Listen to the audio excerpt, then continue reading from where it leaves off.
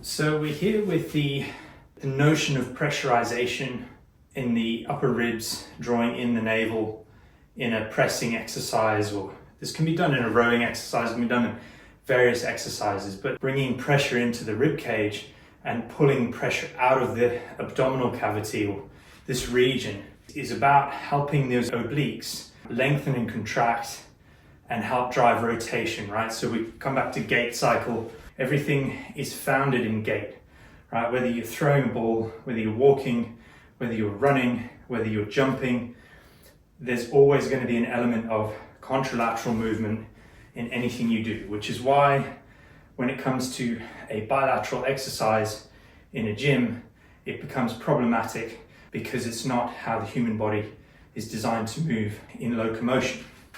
So repetitive movements like that, whilst you can get really strong, whilst you can develop a lot of strength, they often end in injury because the body likes to spiral.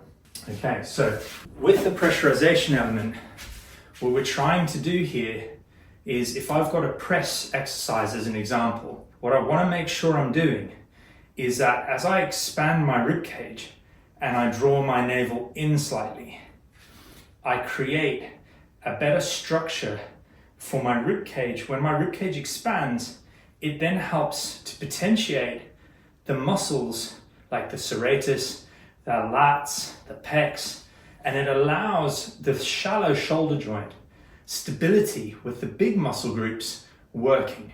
So often with a shoulder injury or shoulder problems, the little muscles are doing too much, the big muscles aren't doing enough, and you end up in a situation where there's compression in the shoulder joint. So how do you depressurize the shoulder joint? Where you focus on expanding the rib cage. So just to start off with, without the cable, you would be standing in an active position. You'd be looking for good stacking. I've got two mirrors here that I'm using for reference. And I'm going to expand my rib cage with breath.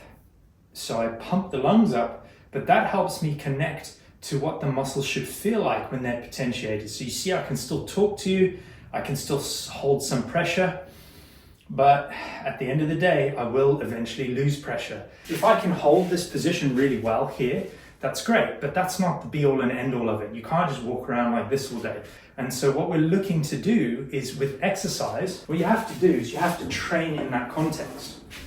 So for example, if I'm in a pressing exercise, I want to create, when I say active, I want to expand the rib cage and I want to focus on drawing this in so that when I start to press,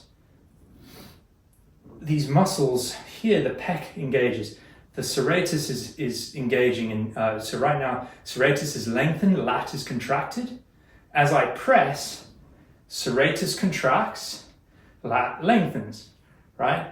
So I'm creating this movement, and what it's doing by proxy is it's allowing the scapula to fit better on the rib cage. All right, a lot of scapular problems come from people's rib cages not being expanded enough or their posture being poor. So if I collapse my rib cage around my back, you'll notice I get a kyphosis. So my scapulas have got way too much rib cage to move around, whereas the average person might not have that. And what they need to work on is better pressurization throughout the rib cage. Now I'm in a position where my scapula can move around the rib cage better because all the muscles are there working. Okay, so pressurization is really important.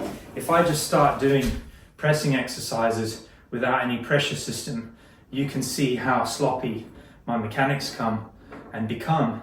And then what ends up happening is the elbow can end up doing too much work, right? So the elbow and the muscles, the smaller muscle groups in the arm, are having to compensate for the fact that there's nothing really going on here. I'm just sort of kyphotic and relaxed. But if I focus on better pressure system, now I'm activating my pecs. And now if I'm in a stepping position, I've got my glute, my navel's drawn in, I'm feeling my right oblique. From here, I can get into a position where, as I press, I've got contraction on the serratus, length on the lat. I row the elbow back, the lat lengthens, the serratus lengthens, the lat contracts, I've got oblique pulling here, I've got contraction on the oblique here. As I step back, I'm in a better position to balance my structure because the bones are in place, they're held in place better, all by making sure my pressurization is there.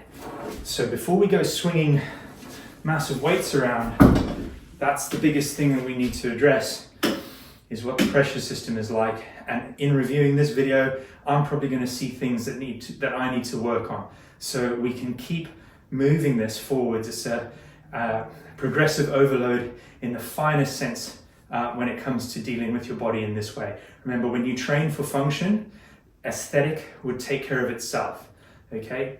Athletes don't go out there to train for a six-pack, they train to be better at their sport, and by being better at their sport, they get a six-pack.